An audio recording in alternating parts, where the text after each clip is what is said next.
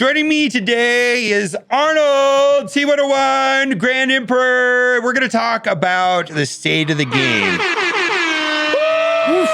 State of the game. Welcome to Better Than a Podcast. Yes, Better Than a Podcast. Okay, so I just before we get into the state of the game, I just want to state my intention for raising some concerns. Is I want the game to be better and enjoyed by more players, and it's not necessarily. I think that we need to nerf everything good and make everybody play Quicksilver. I mean, that's not the point. In fact, I feel like nerfs feel bad, right? In general, like I don't think we should just nerf cards that just arbitrarily because they're being played too much or whatever. And it's kind of a weird thing. Like I feel like there's a lot of people like nerf everything, right?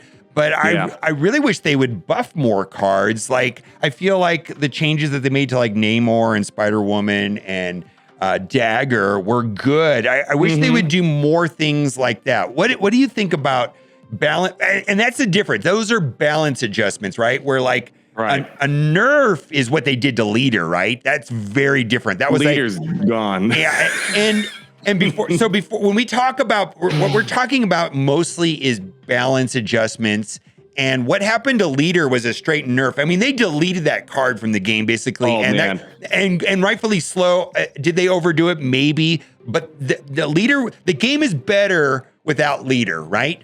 100%. Yeah. I mean, I said this in a tweet somewhere where like one of my controversial opinions is I kind of miss the feeling of rage when someone plays Leader on you. It's like I miss that suspense. Like, are they going to play Leader? Are they going to play Leader? Now it's changed to, are they going to play Leech? Are they going to play Leech? It's kind of it's funny. Like it's funny how it works. But yeah, I mean, I think Leader is probably a good thing to get rid of. It just felt weird that they play one card to copy 10 of your cards or some crap like that. That was just kind of one of those weird busted things. Right. So before we talk about the most controversial card in the game, or we're going to get right into it, and that's definitely without a doubt Leech, right? I mean, the developers did say something interesting is that we have balance updates in the works. We ran into some issues with ability to over the air OTAs the past few weeks, meaning they were planning on doing balance updates like mid-season, mid-patch, but something happened with their tech and they can't do it. And they have to wait to the next patch, which is probably 2 weeks out. And then they said, this happens every meta though. Some folks love it, some folks hate it, which I think is true. But I feel like most people are unhappy right now. We have to find the right cadence to drop balance updates that isn't too frequent for the most players, but keeps the more engaged players on their toes. What do you think about Leech? Me? Oh man, you're just going for the hard-hitting questions. Okay. So I just want to first say this. It always feels bad when you lose, right? Especially when you're playing competitively. Right. But Leech is like a different level of feels bad. I think the issue that people are having, like we were talking about Thanos before the stream startup, I think people are mostly irritated about Thanos because of just Leech randomly pulling up, or when you run those Sandman ramp decks, whatever it might be, Leech coming out a little bit earlier. I think they can keep the effects of Leech as is, but change it to where it's like a Daredevil. So it's not an on reveal, so you can't counter. It's not an ongoing effect. It's something like Daredevil where you play it. Heck, play it on turn 1 if you could, but then it doesn't activate like Daredevil until turn 5. So I think there's a way of making Leech still a very good card, because nuking an entire hand is still very good, even if you have to wait till turn 5, which is probably the original intended purpose when they designed the card. Right. But yeah, if there's anything that needs a serious discussion the entire game, it's probably Leech. And I think there's a way to keep it relevant. Don't even bother with the power, whatever. Maybe even give it more power if it has to wait till turn 5 to actually turn up. So if it gets pulled out of a Thanos lockjaw deck, it can't go off yet. It has to wait till turn 5, just like Daredevil, or you play it on turn 5. It works on turn 5. Kind of like what they almost did with Magic. I mean, I don't know. Magic, I mean, you technically could ramp her out a little bit earlier if you could, but she's a little bit different where if it's not turn 5, you kind of, if it's past turn 5, you're screwed. So I think there's a way of making Leech still relevant because it's such a early pull card. So very helpful, especially for early game players, free to play players, even end game competitive players. So I think we got to be cognizant. Like even there's that discussion of nerfing Arrow. Yeah, it feels bad, but it feels bad regardless of losing. And that's another one of those really powerful early game cards. So I think, yeah, Leech. I think almost all these complaints about Leech, the memes are good. I can't lie about that. Yeah. But I think there's a way of doing it while maintaining its relevancy and not giving it the leader treatment where there is no Luke Skywalker. No one's ever really gone because the leader's never coming back at this rate. Right. So I feel like Leech and Arrow are two very different things. Like I feel like Leech, I don't have to think about playing Leech. And I just play Leech. Like, how do you know if you're a good Thanos player, especially in a mirror match? Well, whoever plays Leech first, right? The best Thanos player plays Leech first, right? You know, randomly, right? And it's random, right? And yet, the other thing too is Leech is pool 2, right? And he has been in the game forever, and he's a problem now. So the question is, what changed? It's Thanos. It has to be Thanos or Lockjaw, right? That's what changed, right? Is something has made Leech more attractive. You know, the nerfs to Zabu has made Thanos. The nerf to Darkhawk has made Thanos more attractive to play. And Leech is going off turn 3 or turn 4. And I think that rather than giving Leech the leader treatment and deleting him from the game, I feel like Leech in the past was a reasonable card, even though it still always felt bad. But he cost 5. You gave up a lot of tempo because of 3 power is not a lot for 5 cost. And he shut down certain types of decks. And when I was playing Leech in a non-Thanos deck, if I wasn't winning, the tempo loss was pretty significant. And also, I gave up so many cubes to a random Infinite player all the time. Like, you were just like, oh, I forgot Infinite's a thing, and a 20 power Leech or a Infinite. destroyer too, sometimes. Or a destroyer, right? So there were situations where I was blindsided and I still lost when I played Leech, or the tempo loss was significant. So for me, I feel like if they're going to change Leech, maybe the first thing they should consider is making so that it still works on turn 5 the way that it always was, like the way it should work, right? Like, you know, it's like maybe like on reveal, remove the abilities from all cards in your opponent's hand the next turn. So if it's played on turn 5, it affects turn 6. If it's played on turn 3, it affects turn 4. But then if it's played on turn 3, it affects turns 4, but then the cards aren't leached on turn 5 and 6, right? So I don't know. I mean, there's a lot of different things they could do. A lot of people feel like this problem is just a Lockjaw problem. What do you think about Lockjaw? Yeah, so should I say my controversial opinion I told you before? Sure, go for it. Your video. Okay, so I know Thanos is getting a lot of play action right now. But realistically, even despite the buff that he got to his actual power, the functionality of Thanos is still relatively the same beforehand. People are playing the stones, and Thanos is just kind of the cherry on top if you happen to pull him out of Lockjaw or you happen to play him on turn 6, if that's the case. But Thanos himself isn't usually winning or deciding the matches. It's the slot machine. You're throwing a coin, you're throwing a quarter in, you're hoping to pull out $100 is what Lockjaw is. So for me personally, I was like, okay, where you folks been? This is kind of the same. I mean, all the cards that are being used in Thanos are nothing new. It's not like there was a new card that came into play that made Thanos a lot more viable. So for me, it's like, it's not surprising to me. I think maybe Thanos is slightly, I don't know if overrated is the right word, but it's the same as before. It's maybe just more people got Thanos recently. Maybe that's what we're seeing. It's that. I think it's more people have Thanos and more people are getting Thanos. But I think the reason why we're seeing more Thanos is that the hard counter to Thanos was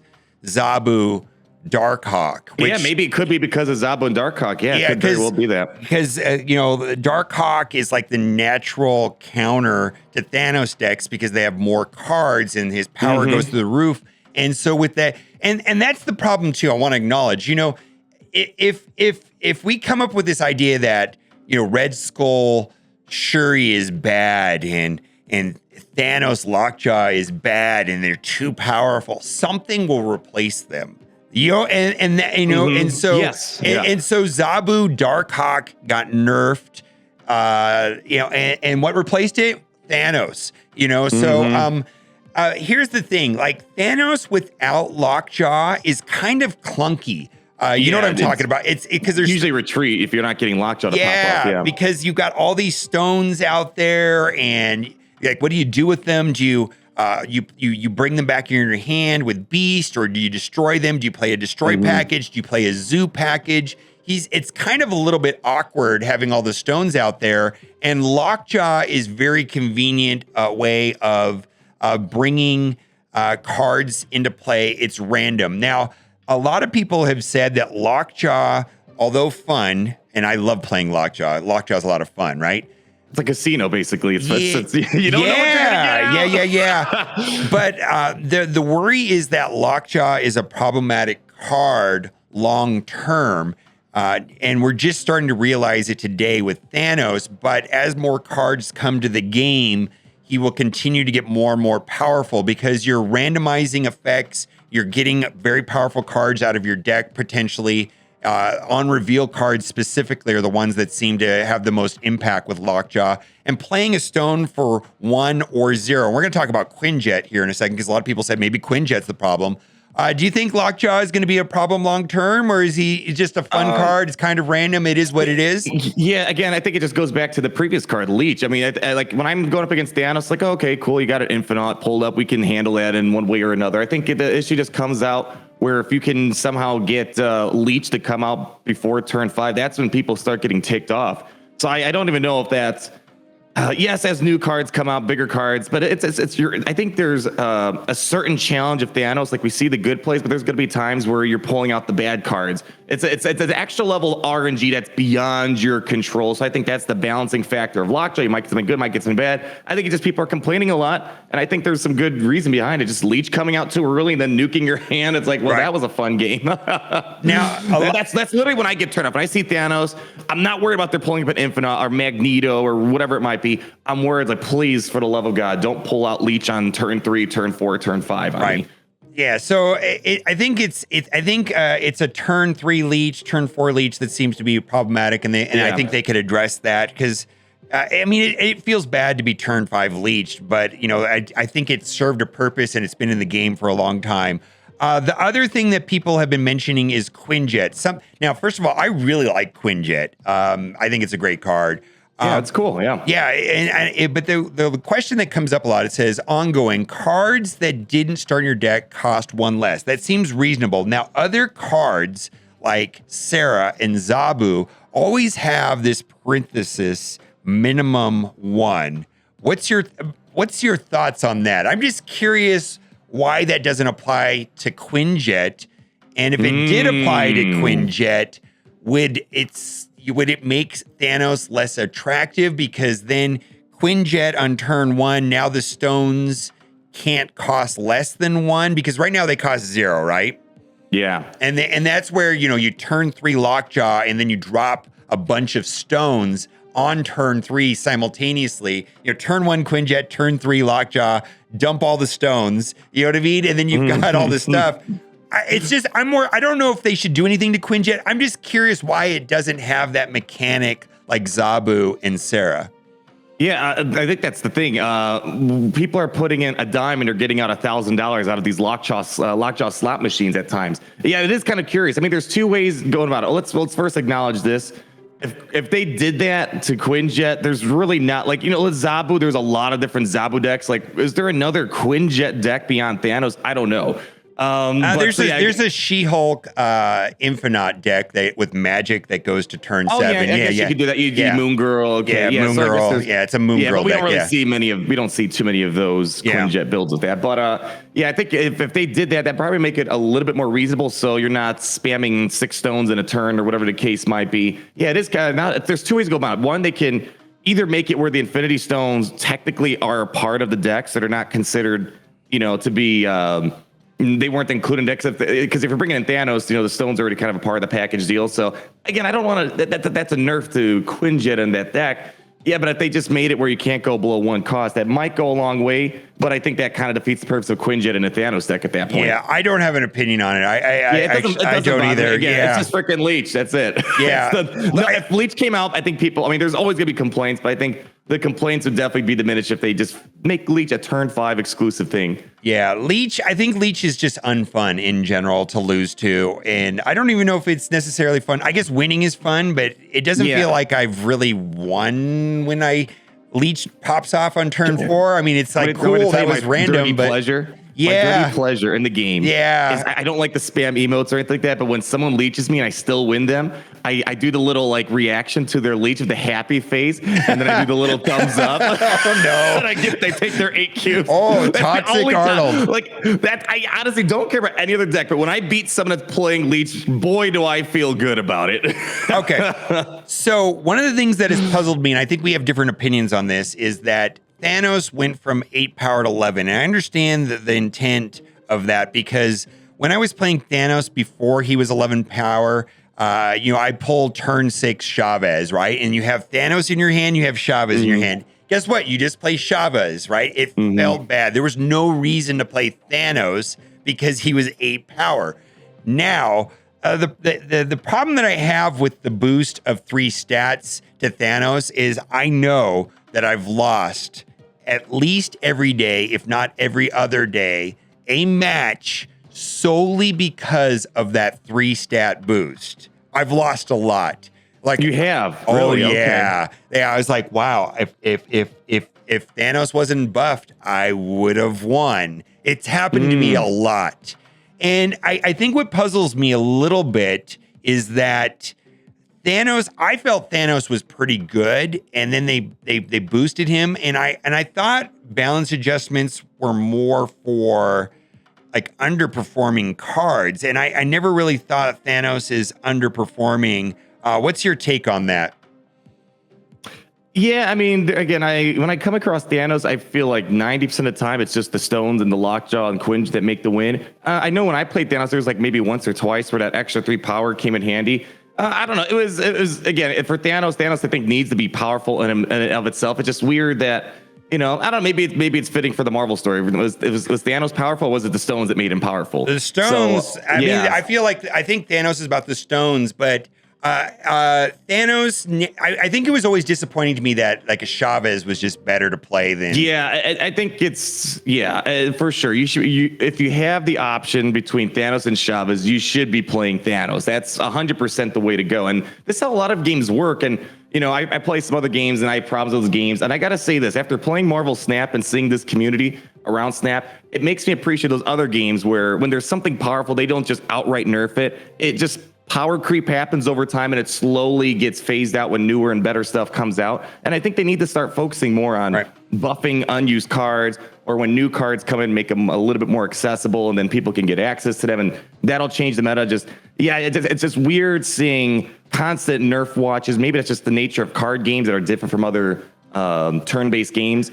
But they definitely need to focus more on buffing like Thanos or just other cards. So if we keep nerfing, we keep talking about that joke, we're going to be down to just using Agatha and Quicksilver or something. Well, here's the thing, and depending on how you look at it, maybe they were trying to add value to people that spent 6,000 collector tokens on Thanos, maybe that's what they want. Maybe they want Thanos to be at the top. I don't know if I agree with that necessarily, because I don't know if that's fair for people that don't have Thanos. But anyways, one of the problems and solutions that was suggested, and I think I first heard about this, was from Jeff, where you play Thanos, right, or you play Lockjaw, and then you run through the cycle of the stones, including Space Stone, and then you move Lockjaw over, and then you repeat the process.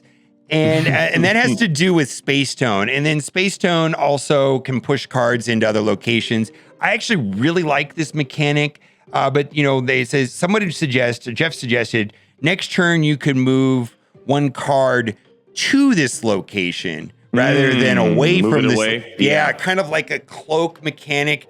Do you think that's a reasonable idea? Yeah, I think that's another way of going about it. Yeah, that is something we've been ignoring, is that part of the Lockjaw fun is when you throw a Space Stone in and you pull out an Infinite, you just like, all right, I'm going to move that over there, and now I'm going to try to pull out another big card, and then maybe Space Stone comes out again and you move it out. Yeah, I mean, that the Time Stone and the Space Stone are the more powerful cards inside the deck. I mean, yes, it's a great play. It's a powerful play.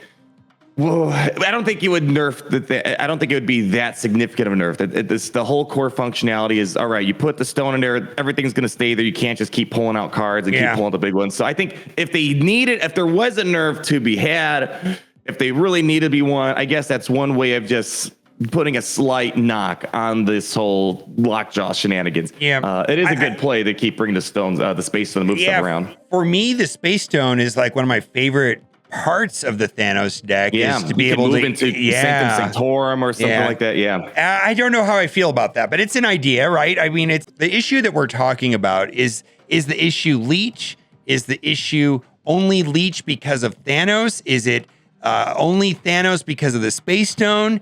Is it because of Lockjaw? Is it because of Quinjet? Ultimately, at the end of the day, all of these things are worth considering, and second dinner has to make the final judgment. Now, I want to talk about Arrow.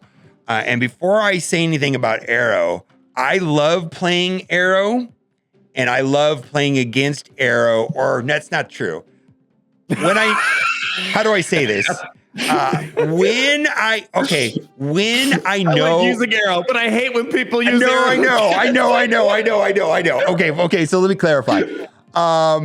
When there have been situations the last couple days where I knew an arrow was coming, but I had enough cards to clog the lane that they were going to drop the arrow, so it negated their arrow play, and I loved that. The situation with Arrow is that Arrow moves cards randomly. Right. So if Arrow's played into a location that only has one available slot and your opponent has played 3 cards, it picks one randomly.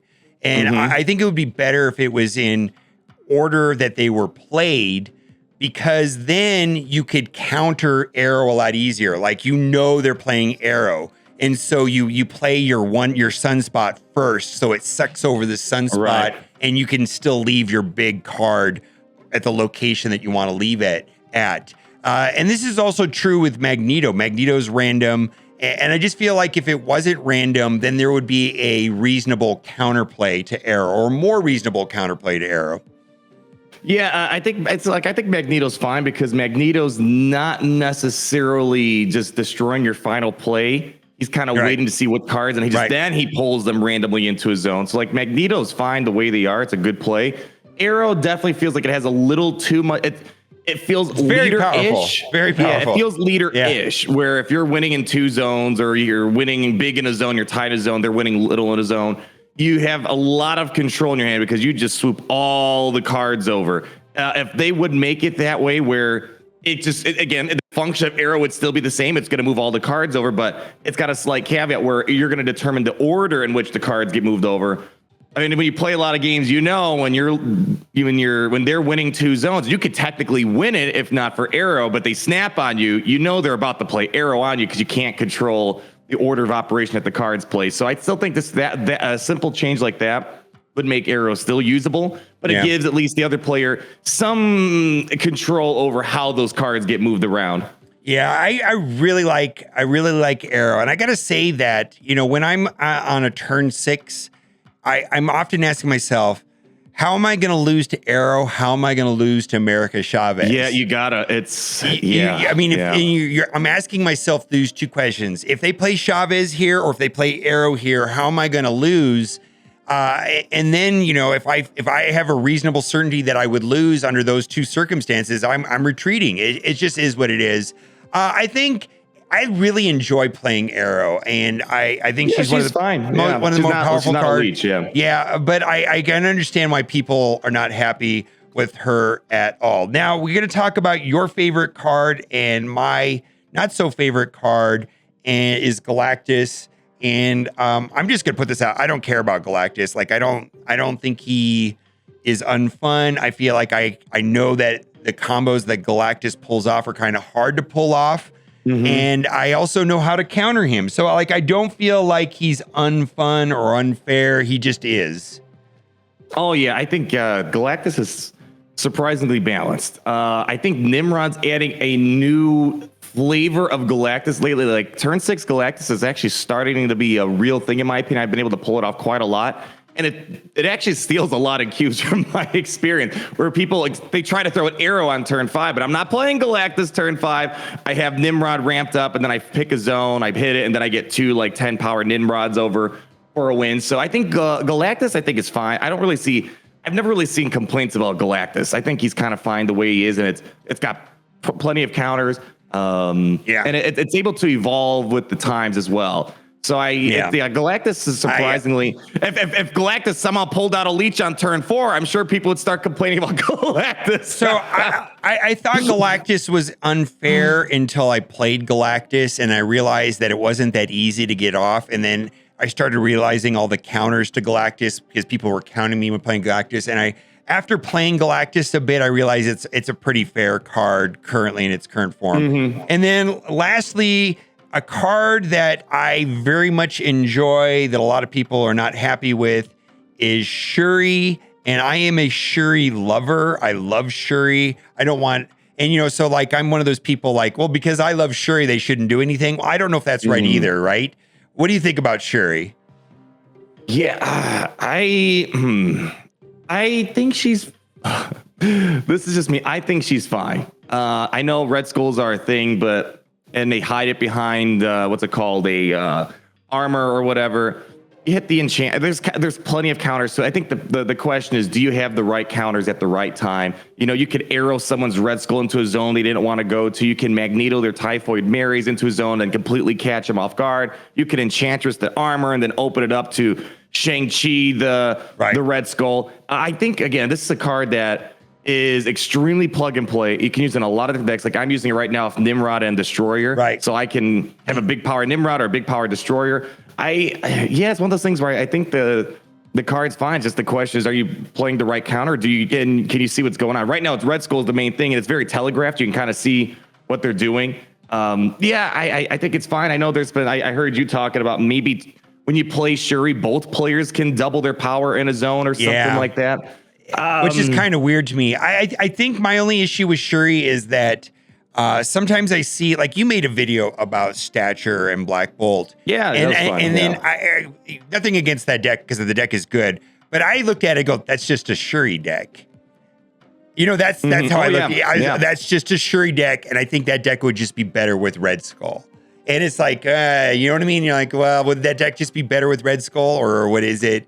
Is Shuri really... Is it just a Shuri deck, and would Red Skull be better? And someone said, well, maybe, just knocking Red Skull down to 14 and call it a day and see how that works.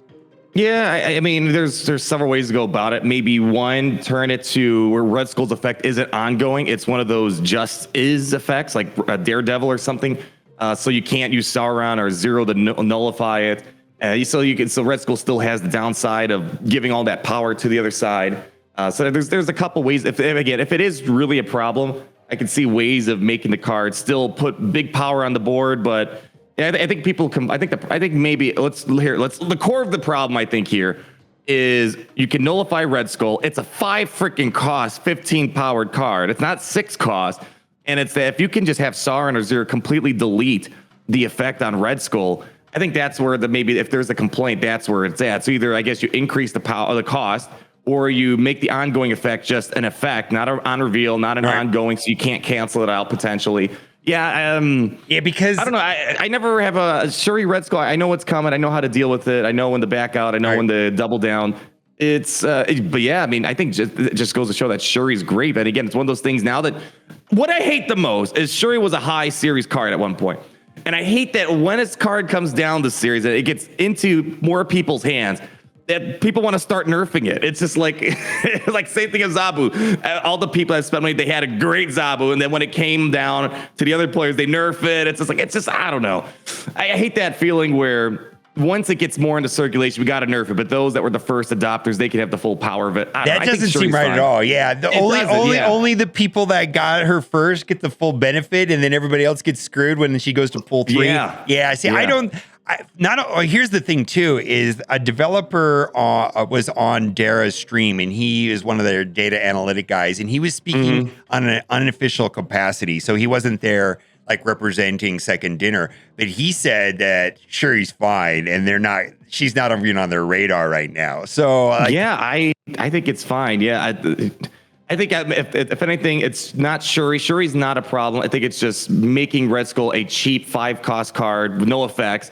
If they make it 6 cost, I think things would just change drastically. Then you can't do Taskmaster on turn 6 with Red Skull. I feel like that her abilities is double the power of the next card you play.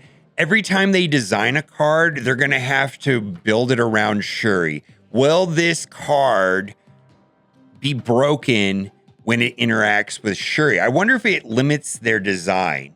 You know what I mean? Like, I feel like as the game expands, like every time they're building a card, they have to like think about Mr. Negative. Is this card going to be broken with Mr. Negative? Is this card going to be broken with Shuri? And I don't know if that is good, you know, for them when they want to build new cards. If they have to constantly be thinking about, will Mr. Negative break this card? Will Shuri break this card? And so on and so on. It's kind of a weird place to be in.